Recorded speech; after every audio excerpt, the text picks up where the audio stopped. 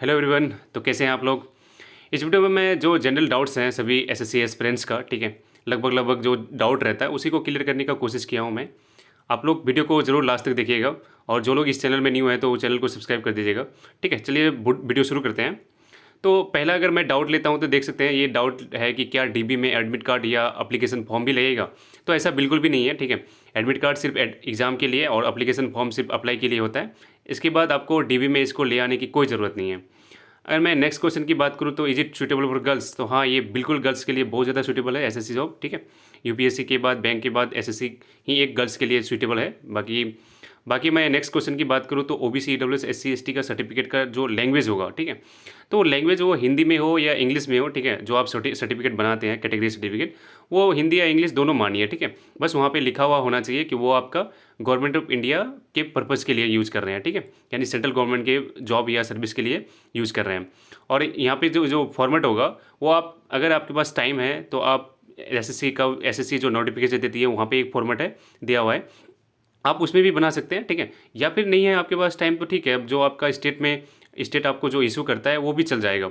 और इसका जो क्रूशियल डेट होगा वो ओबीसी ईडब्ल्यूएस या एससी एसटी का जो लास्ट डेट ऑफ एप्लीकेशन है उससे पहले का बना हुआ होना चाहिए। ठीक है, और अगर मैं नेक्स्ट बात करूँ तो make affidavit for any mistake, तो अगर आपके पास डॉक्यूमेंट्स में कोई भी नेमिंग में मिस्टेक है या कोई भी एक अल्फ़ाबेट या कोई भी एक लेटर में मिस्टेक है, ठीक है, तो बहुत सारे स्टूडेंट का ऐसा रहता है। ठीक है, कहीं पे भी जैसे एक बंदे ने एग्जांपल दिया था कि जैसे कोई पांडे लिखता है तो PANDAY है, कहीं पे PANDEY है। तो अगर थोड़ा सा भी कहीं पे नेमिंग में मिस्टेक है तो आप सिंपली एफिडेविट बना लीजिए। ठीक है, उसका किसी वकील से बात करके आधा काम तो एफिडेविट ही कर देगा आपका। ठीक है, बहुत सारे मिस्टेक जितना भी होता है उसका एफिडेविट बना लेंगे तो कोई दिक्कत नहीं होगा। चलिए अगर नेक्स्ट की क्वेश्चन की बात करूँ तो ज्वाइनिंग लेटर या अटेस्टेशन फॉर्म ईमेल वाला चल जाएगा। बिल्कुल, जो भी आपका अगर ज्वाइनिंग लेटर या अटेस्टेशन फॉर्म आपके ईमेल में आता है, ठीक है, उसको भी आप प्रिंट करके लेके जा सकते हैं।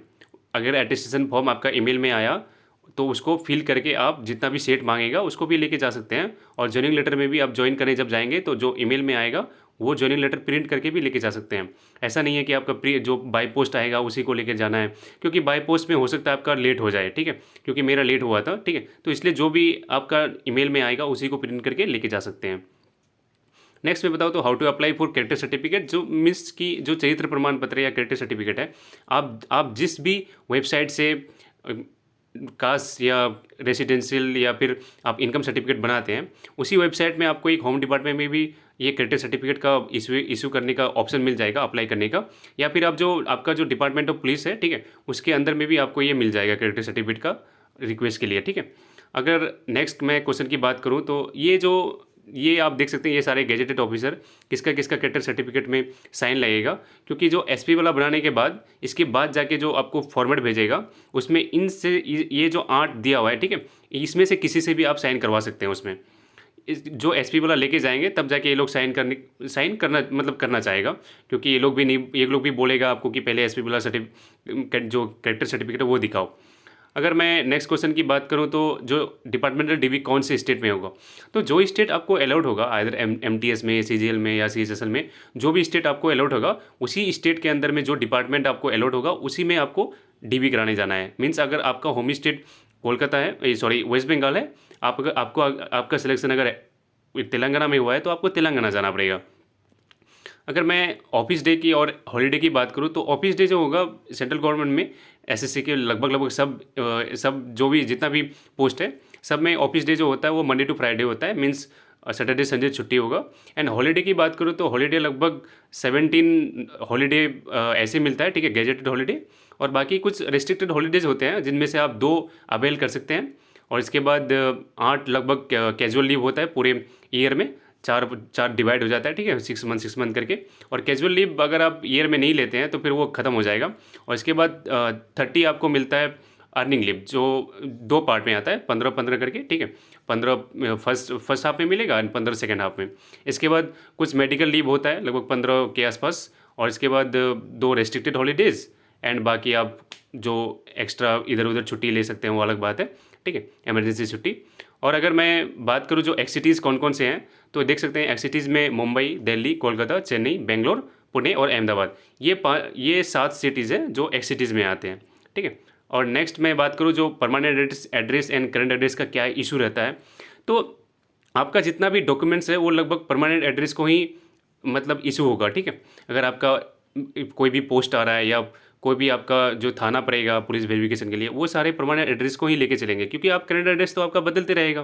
परमानेंट एड्रेस ही एक एड्रेस रहेगा जहाँ पे सारा ये कि हाँ ये बंदा यहाँ पे मिलेगा पक्का। तो इसलिए आपको परमानेंट एड्रेस पे ज़्यादा फोकस करना है, करंट एड्रेस को थोड़ा कम, ठीक है। करंट एड्रेस आपका चेंज होते रहेगा। और मैं अगर डोमिसाइल इनकम सर्टिफिकेट भी लगेगा तो ऐसा नहीं है, ठीक है। सिर्फ ओनली आपका आधार कार्ड और जो आपका कैटेगरी सर्टिफिकेट है वो लगेगा, ठीक है। इसके बाद ये डोमिसाइल और जो इनकम सर्टिफिकेट है इसकी कोई ज़रूरत नहीं है, या रेसिडेंस सर्टिफिकेट है उसकी कोई ज़रूरत नहीं है। और मैं अगर बात करूँ जो ट्रांसफ़र या प्रमोशन की, तो ट्रांसफ़र आपका किसी किसी डिपार्टमेंट में ट्रांसफ़र है अभी भी, बट इनकम टैक्स डिपार्टमेंट में तो ट्रांसफ़र नहीं है, ठीक है। आप ऐसा मत सोच के आइएगा कि इस बार मेरा ट्रांसफ़र लेके आप अपने होम पोस्टिंग ले लें। उसके लिए आपको अलग से कोई दूसरा एग्ज़ाम क्लियर करना पड़ेगा, तब जाके आप ट्रांसफ़र लेके तब जाके आप होम स्टेट आ सकते हैं, नहीं तो किसी किसी डिपार्टमेंट में ट्रांसफ़र नहीं है। और प्रमोशन की बात करें तो अब इनकम टैक्स में जैसे प्रमोशन है एमटीएस के बाद टीए, इसके बाद जो एसटीए होता है, इसके बाद इंस्पेक्टर होता है। बट बाकी बाकी डिपार्टमेंट में कि है कि एमटीएस के बाद आप एलडीसी बनेंगे, इसके बाद यूडीसी बनेंगे। तो अलग अलग डिपार्टमेंट में अलग अलग प्रमोशन का एस्पेक्ट है। इसके बाद जो फाइनल पोस्टिंग होगा, जब आप ज्वाइनिंग करेंगे तब जाके आपका फाइनल पोस्टिंग अलॉट होगा कि आपको कौन सा स्टेशन दिया जाता है। बट आप ट्राई कीजिएगा जल्दी जाने का, इससे क्या होगा कि आप अपना प्रीफरेंस वाला स्टेशन चूज़ कर सकते हैं। और मैं अगर एक्सटेंशन की बात करूँ तो जो एक्सटेंशन होता है, आप जब ज्वाइनिंग के टाइम पे आपको जब ज्वाइनिंग लेटर इशू किया जाएगा, तब आप जाके उसी टाइम पे आप जाके डिपार्टमेंट का जो हेड ऑफिस है वहाँ पे जाके एक लेटर दीजिएगा एक्सटेंशन का। आपको एक्सटेंशन 6 मंथ्स का मिलेगा, यानी 3 मंथ्स पहले मिलेगा, ठीक है। इसके बाद फिर आपको इशू होगा, फिर आप फिर आके 3 महीने का और एक एक्सटेंशन ले सकते हैं। मीन्स टोटल 6 मंथ्स का एक्सटेंशन ले सकते हैं आप।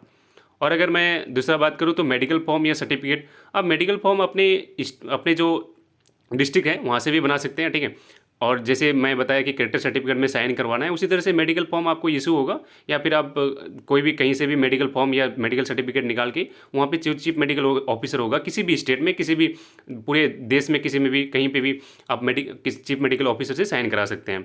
और वो साइन कराए, ये सिर्फ फिटनेस के लिए है, ठीक है। इसमें कोई ऐसा हार्ड एंड फास्ट रूल नहीं है कि आपको सारा चेकअप करवाना है। आप अगर किसी तरह से चीफ मेडिकल ऑफिसर का साइन भी करवा लेते हैं इस मेडिकल फॉर्म में तो चल जाएगा, लेकिन हाँ मेडिकल फॉर्म लगेगा, बिकॉज मेडिकल फॉर्म के बिना आपको ज्वाइनिंग लेटर इशू नहीं होगा। और अगर मैं पुलिस वेरिफिकेशन की बात करूँ तो ये पुलिस वेरिफिकेशन ऐसा नहीं है कि आपको ज्वाइनिंग के पहले ही होगा, ठीक है। ये ज्वाइनिंग के बाद भी हो सकता है। अभी जैसे मेरा ज्वाइनिंग हो गया है, हम लोग का 3-4 महीने हो गया है, अभी तक पुलिस वेरिफिकेशन नहीं हुआ है। तो ऐसा भी हो सकता है आपका पुलिस वेरिफिकेशन पहले भी हो या पुलिस वेरिफिकेशन ज्वाइनिंग के बाद भी हो सकता है। And thank you.